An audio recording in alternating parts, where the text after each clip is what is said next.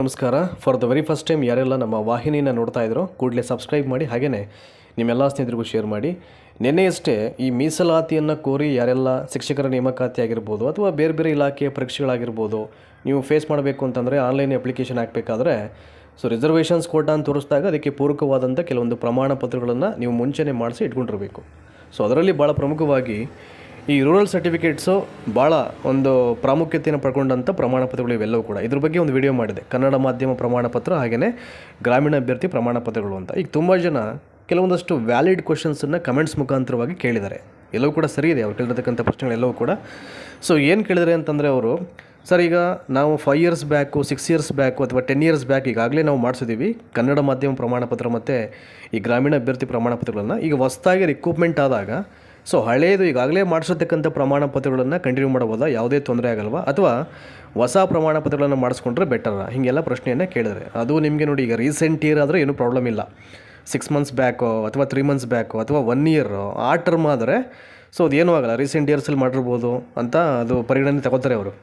ಆದರೆ 5 years, 6 years, 10 years ಹಿಂಗೆಲ್ಲ ನೀವು ಮಾಡಿಸ್ಬಿಟ್ಟು ಅದನ್ನು ಹೊಸ ರಿಕ್ರೂಟ್ಮೆಂಟ್ಗೆ ನಾವು ಮತ್ತೆ ಮಾಡಿಸ್ಲಿಕ್ಕೆ ಹೋಗಲ್ಲ, ಅದನ್ನೇ ನಾವು ಕ್ಯಾರಿ ಮಾಡ್ತೀವಿ ಅಪ್ಲಿಕೇಶನ್ ಹಾಕ್ಬೇಕಾರೆ ಅಂತಂದರೆ ಅವೆಲ್ಲ ಆಗ್ಲಿಕ್ಕೆ ಅದು ಸಾಧ್ಯ ಆಗಲ್ಲ. ಅದು ಆಯಿತಾ, ಅವೆಲ್ಲ ಸುಮ್ಮನೆ ಪ್ರಾಬ್ಲಮ್ ಆಗಿಬಿಡುತ್ತೆ. ಇದು ಒಂದು ಪಾಯಿಂಟು. ನೋಡಿ, ಕೆಲವೊಂದು ಸಲ ಏನಾಗುತ್ತೆ, ಇಲಾಖೆಯಿಂದ ಬರ್ತಕ್ಕಂಥ ಕೆಲವೊಂದು ಅಧಿಸೂಚನೆಗಳಲ್ಲಿ ಫಾರ್ ಎಕ್ಸಾಂಪಲ್ ಟೀಚರ್ ರಿಕ್ರೂಟ್ಮೆಂಟ್ ಆಗಿರ್ಬೋದು, ಈ ಪೊಲೀಸ್ ರಿಕ್ರೂಟ್ಮೆಂಟ್ ಆಗಿರ್ಬೋದು, VAO ರಿಕ್ರೂಟ್ಮೆಂಟ್ಸ್ ಆಗಿರ್ಬೋದು, whatever recruitment is there ಬರುವಂಥದ್ದು.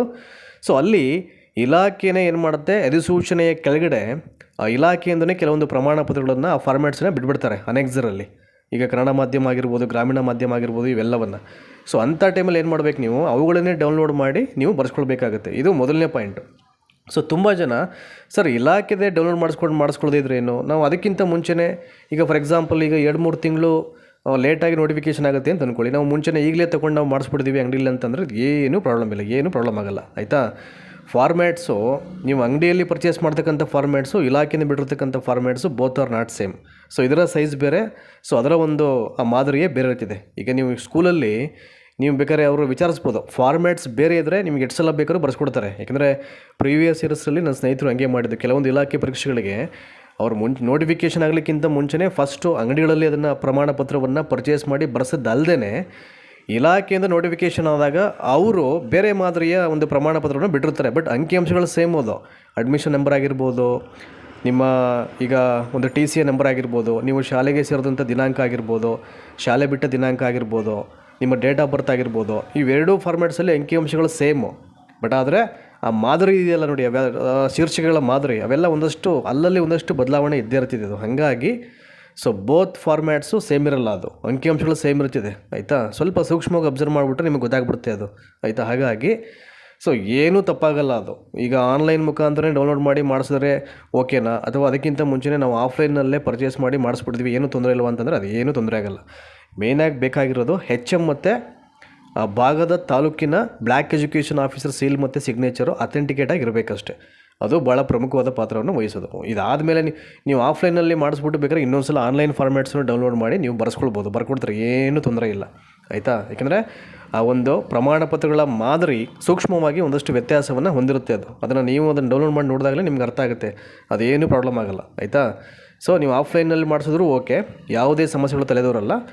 ನಾವು ಇನ್ನೂ ಒಂದು ಸಲ ಸರ್ ಫಾರ್ ಸೇಫ್ಟಿ ಆನ್ಲೈನಲ್ಲಿರ್ತಕ್ಕಂಥ ಪ್ರಮಾಣ ಪತ್ರವನ್ನು ತೊಗೊಂಡು ಬರ್ಸ್ಕೊಳ್ತೀವಿ ಅಂದರೆ ಓಕೆ, ಏನೂ ಪ್ರಾಬ್ಲಮ್ ಆಗೋಲ್ಲ. ನೀವು ಭಾಳ ಈಸಿ, ಒಂದು ಸಲ ಆಲ್ರೆಡಿ ನೋಟಿಫಿಕೇಷನ್ಗೂ ಮುಂಚೆನೇ ಬರ್ಸ್ಬಿಟ್ರೆ ಅಂತಂದರೆ ಅದೇ ಪ್ರಮಾಣ ಪತ್ರವನ್ನು ತೊಗೊಂಡು ಹೋಗ್ಬಿಟ್ಟು ಅದನ್ನು ತೋರಿಸ್ಬಿಟ್ಟು ಇಮಿಡಿಯೇಟು ಬೇರೆ ಫಾರ್ಮ್ಯಾಟ್ಸಲ್ಲಿ ಸರ್ ಅವ್ರು ಕೇಳ್ತಾರೆ ಬರ್ಕೊಡಿದಿಲ್ಲ ಅಂತ ಅಂದ್ಬಿಟ್ಟು, ಅವಾಗ ನೀವೇ ಅವ್ರಿಗೆ ಸಜೆಷನ್ ಕೊಡ್ಬೋದು. ಇಲ್ಲ ಸರ್ ಇದು ಇಲಾಖೆಯಿಂದ ಬಿಟ್ಟಿದ್ದಾರೆ ನಮಗೆ, ಇನ್ನೊಂದು ಸಲ ಇದನ್ನು ಡೌನ್ಲೋಡ್ ಮಾಡಿಬಿಟ್ಟು ಬರ್ಸಿ ಅಂತ ಅಂದ್ಬಿಟ್ಟು ಅಂತ ಹೇಳಿಬಿಟ್ಟು ಅವ್ರಿಗೆ ಕನ್ವಿನ್ಸ್ ಮಾಡಿ ಬರ್ಸ್ಬೋದು, ಏನು ತೊಂದರೆ ಇಲ್ಲ. ಖಂಡಿತವಾಗ್ಲೂ ಅದನ್ನು ಬರ್ಕೊಡ್ತಾರೆ ಅವರು, ಅದಕ್ಕೆಲ್ಲ ಅವಕಾಶ ಇರುತ್ತಿದೆ. ಇದು ಒಂದು ಭಾಗ.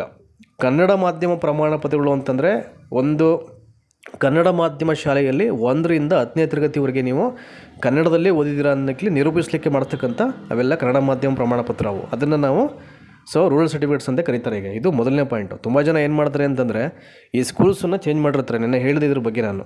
ಸರ್ 1ರಿಂದ 7 ಕನ್ನಡ ಮೀಡಿಯಮ್ಮು, ನನಗೆ 8th Kannada medium, 9th 1 year English medium, ಮತ್ತು 10th ಅಗೇನ್ ಕನ್ನಡ ಮೀಡಿಯಮ್, ಹಿಂಗೆಲ್ಲ ಯಾವುದೇ ಕಾರಣಕ್ಕೂ ಅದನ್ನು ಪರಿಗಣನೆ ಮಾಡಲ್ಲ.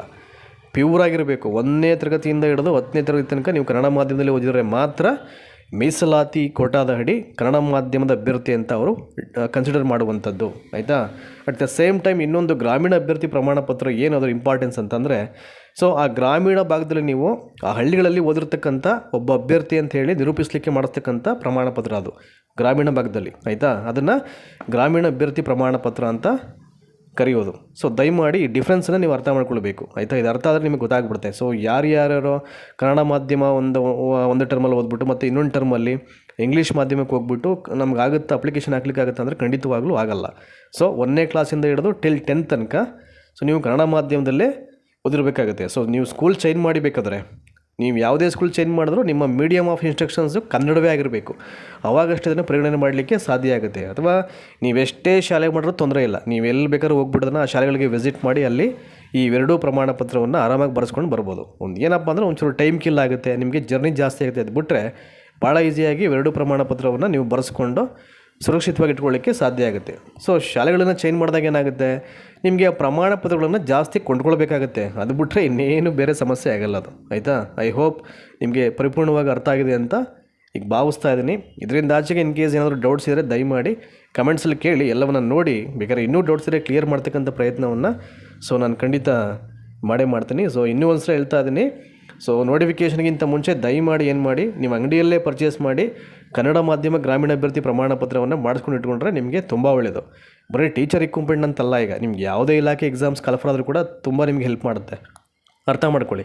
ಇದು ಮಾಡಿಸ್ಬಿಡಿ. ಮತ್ತು ಏನಾದರೂ ನೋಟಿಫಿಕೇಷನ್ ಮಾಡಿ ಆನ್ಲೈನಲ್ಲಿ ಬಿಟ್ಟರೆ ಅದೇನಿಲ್ಲ, ಅದು ಒಂದು ದಿನದಲ್ಲೇ ಕೆಲಸ ಆಗ್ಬಿಡುತ್ತೆ ನಿಮಗೆ. ಅದನ್ನು ಡೌನ್ಲೋಡ್ ಮಾಡಿಬಿಟ್ಟು ಅದಕ್ಕೂ ಬರ್ಸ್ಕೊಳ್ಬೋದು ಸೇಮ್ ಇನ್ಫಾರ್ಮೇಷನ್. ಯಾರು ಏನು ಬರ್ಕೊಡಲ್ಲ ಹಾಗೆ ಹೇಗೆ ಅಂತ ತಿನ್ನಲಿಕ್ಕೆ ಹೋಗಲ್ಲ, ಆಯಿತಾ. ಆನ್ಲೈನ್ ಫಾರ್ಮ್ಯಾಟ್ಸ್ ಬೇರೆ, ಬಟ್ ನೀವು ಬರೆಸ್ತಕ್ಕಂಥ ಅಂಕಿಅಂಶಗಳು ಸೇಮ್ ಇರ್ತಿದೆ, ಅದರ ಮಾದರಿ ಬೇರೆ. ನೀವು ಆಫ್ಲೈನಲ್ಲಿ ತೊಗೊಳ್ತಕ್ಕಂಥ ಮಾದರಿ ಇದೆಯಲ್ಲ ಅದು ಬೇರೆ. ಅದು ಒಂದೇ ಥರ ಇರಲ್ಲ. ನೀವು ಸೂಕ್ಷ್ಮವಾಗಿ ನೋಡಿಬಿಟ್ರೆ ನಿಮಗೆ ಗೊತ್ತಾಗ್ಬಿಡುತ್ತೆ. ಸೊ ಇಷ್ಟು ಹೇಳ್ತಾ ಈ ವಿಡಿಯೋ ಮುಗಿಸ್ತಾ ಇದ್ದೀನಿ. ಇನ್ ಕೇಸ್ ಡೌಟ್ಸ್ ಇದ್ದರೆ ಆವಾಗಲೇ ಹೇಳಿದಾಗೆ ಕಮೆಂಟ್ಸಲ್ಲಿ ಮಾಡಿ, ಅದನ್ನು ಸೊ ನೋಡಿಬಿಟ್ಟು ಮತ್ತೊಂದು ವಿಡಿಯೋ ಮಾಡಬೇಕಾದ್ರೆ ನಿಮಗೆ ಸೊ ಏನು ಡೌಟ್ಸ್ ಕ್ಲಿಯರ್ ಮಾಡಲಿಕ್ಕೆ ಸಾಧ್ಯ ಇವೆಲ್ಲ ಮಾಡೋ ಪ್ರಯತ್ನ ಅಂತೂ ಇದ್ದೇ ಇರುತ್ತೆ. Thank you so much.